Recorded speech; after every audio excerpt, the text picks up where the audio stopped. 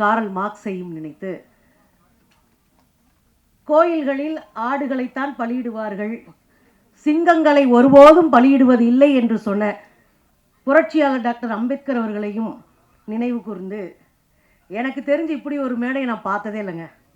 வந்து உட்காரதுக்கு முன்னாடி மேடையில் ஏற்றி பேசி முடிச்சுட்டு கிளம்புங்க அப்படின்ற ஒரு மேடையை இப்போ தான் நான் முதல் முறையாக சந்திக்கிறேன். கடைசியாக இந்த மேடையில் நம்ம அண்ணன் சீமானை பார்த்தது ஒரு மலரும் நினைவுக்காக சொல்கிறேன். தோழர் ஷேகுவாரா, எனக்கு இந்த பேரை கேட்ட பேரமே ரொம்ப மகிழ்ச்சியாக இருந்தது. கேட்கலையா? எனக்கு பிரச்சனை இல்லையா? சரி, வழிகளே விடுங்கப்பா, ஃபோன் பேசிட்டு இருக்காங்க. ரைட்டு. தோழர் ஷேகுவாரா அப்படின்ற படத்தோடைய பேரை கேட்டோடனே எனக்கு பெரிய சந்தோஷமாக இருந்தது. அதை தம்பிங்கெல்லாம் வந்து வீட்டில் உட்காந்து அந்த அன்கட் சீன்ஸ் எல்லாம் காட்டும்போது இன்னும் ரொம்ப பெரிய மகிழ்ச்சியாக இருந்தது. இளைய தலைமுறை ஒரு சினிமாவை எப்படி பார்க்க வேண்டும் என்பதையும், எதை மக்களுக்காக செய்ய வேண்டும் என்பதையும் ரொம்ப தெளிவாக ஆணித்தரமாக ஒரு படத்தை எடுத்து வச்சுருந்தாங்க. அது உண்மையிலே பாராட்டுக்களை தெரிவித்துக் கொள்கிறேன். தோழர் சத்யராஜ் அவர்களை சொல்லவே வேணாம். அவர் உள்ளே புகுந்தாலே சும்மா சதுரடி தான் அடித்து வெளுத்து நறுக்குவார். அவரை பார்த்தோன்னே எனக்கு இன்னும் ரொம்ப பெரிய சந்தோஷமாக இருந்தது. அவருடைய நடிப்பு அப்படின்னு சொன்னால் தமிழ் சினிமாவில் ஒரு லெஜண்ட் அப்படின்னு சொல்கிற ஒரு நடிகர் வேறு.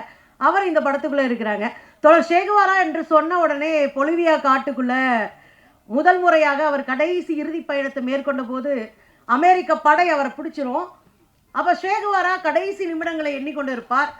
காலையில் சுட போகிறாங்க, யார் சுடுவது என்பதில் ஒரு குழப்பம் இருந்தது. அப்போ ஒரு துப்பாக்கி ஏந்திய வீரனை அனுப்புகிறார்கள்.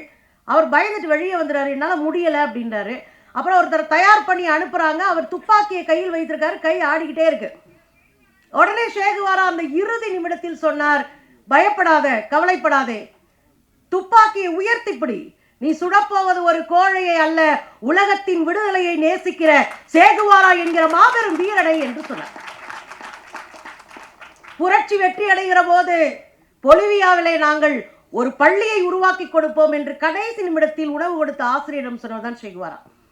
உலகத்தில் யாரெல்லாம் ஒடுக்கப்பட்டு துயரப்பட்டு கொண்டு இருக்கிறார்களோ அவர்களுக்காக நீ துடித்தெழுந்தாய் என்றால் நீயும் என் தோழன் என்று உலக விடுதலைக்கு கனவு கண்டவனை ஒரு பெயரா வச்சிருக்கிற ஒரு படம்.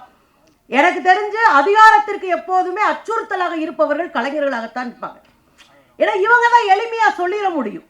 ஒரு 1000 மேடைகளில் நாங்கள் பேசுவதை ஒரு காட்சியிலே எளிமையாக சாமானியன் வீட்டுக்கு கொண்டு சேர்க்க முடியும் என்றால் அது திரைப்படங்கள் வைத்திருக்கிற ஒரு மந்திர சக்தின்னு நான் சொல்லுவேன். அதனாலதான் பேரறிஞர் அண்ணா சொன்னாரு, சென்சார் இல்லாமல் ஒரே ஒரு திரைப்படத்தை எடுக்க எனக்கு வாய்ப்பு கிடைத்தால் தமிழ்நாட்டை திராவிட நாடாக மாற்றி காட்டுவேன் என்று பேரறிஞர் அண்ணா சொன்னார்.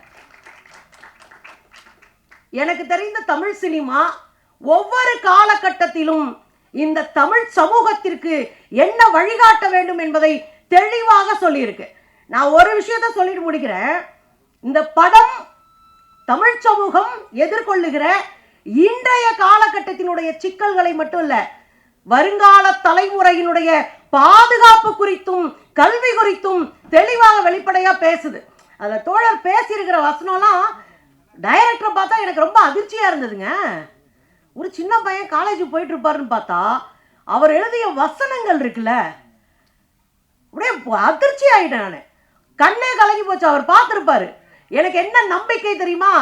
எங்களுக்கு அடுத்த தலைமுறை இந்த சமூகத்தை உயர்த்தி பிடிக்கிற நெஞ்சுரத்தோடு கலையை கையிலே ஏந்தி இருக்கிறது என்பதை இந்த டைரக்டரை பார்க்கும்போது எனக்கு பெரிய மகிழ்ச்சியா இருந்துச்சுங்க. கலைதான் ஆயுதம், நல்லா புரிஞ்சுக்கோங்க. அறிவாயுதம் என்பது கலையை உயர்த்தி பிடிக்கிறவனுக்கு தெரியும். கலையை போன்ற ஒரு அறிவாயுதம் உலகத்துல கிடையாது. எனவேதான் அதிகாரம் முதலில் கை வைப்பது கலையாக இருக்கும்.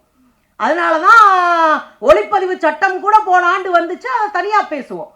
இனி நீங்க எந்த காலத்திலயும் சர்டிபிகேட் வாங்கின படத்தை அவங்க நினைச்சா தூக்கலாம், நினைச்சா வெட்டலாம், நினைச்சா ஒட்டலாம். 42 கட்டுன்றது சும்மா இல்ல. எத்தனை கட்டு அந்த படத்துல விழுகுதோ அத்தனை உரத்தோடு அந்த படத்தை தமிழ் சமூகம் உயர்த்தி பிடிக்க வேண்டும். அந்த படத்தை வெற்றி படமாக மாற்ற வேண்டும். அப்போதுதான் அதிகாரம் கொஞ்சமாவது அச்சப்படும் கலைஞர்களை பார்த்து. ஒரே ஒரு செய்தி நேற்று நடந்தது. ஒரு கலைஞனுக்கு தார்மீக பொறுப்பு எப்படி வரும் தெரியுமா? ஜெயா பக்ஷன், அமிர்தா பக்ஷனுடைய இணையர், நாடாளுமன்றத்தில் ஒரே ஒரு குரல் கொடுத்தார். சபாநாயகரை பார்த்தார், எந்திரிச்சிட்டு நான் ஒரு கலைஞர், உடல் மொழியையும் உணர்வுகளையும் உணர்ச்சிகளையும் புரிந்து கொள்ள முடியும், முக பாவனைகளை என்னால் புரிந்து கொள்ள முடியும், உடல் மொழியை என்னால் புரிந்து கொள்ள முடியும். ஆனால் மிஸ்டர் அப்படின்னு அவருடைய பேரை சொல்லிட்டு, சபாநாயகருடைய பேரை சொல்லிட்டு, உங்கள் உடல் மொழி சர்வாதிகாரமாக இருக்கிறது அப்படின்னு பேசிட்டு, அது நல்லதில்லை, நாம் எல்லாம் ஒரே மாதிரி இயங்குவதற்காக இங்கே வந்திருக்கிறோம், நீங்கள் ஆசிரியர் அல்ல, நாங்கள் பள்ளிக்கூடத்துக்கு வருகிற மாணவர்கள் இல்லை என்கிற ஒரு குரலை அங்க பதிவு செய்கிறார்னா, அதுக்கு பின்னாடி அதிகாரம் தோல் உயர்த்துகிற போதெல்லாம் பார்த்து வேடிக்கை பார்க்க மாட்டோம், கலை என்கிற அற்புத ஆயுதத்தை கையில் வைத்திருக்கிறோம், மக்களை வென்றெடுப்போம், சமூகத்தோடு உரையாடுவோம், கலை மக்களுக்கானது. நன்றி, வணக்கம்.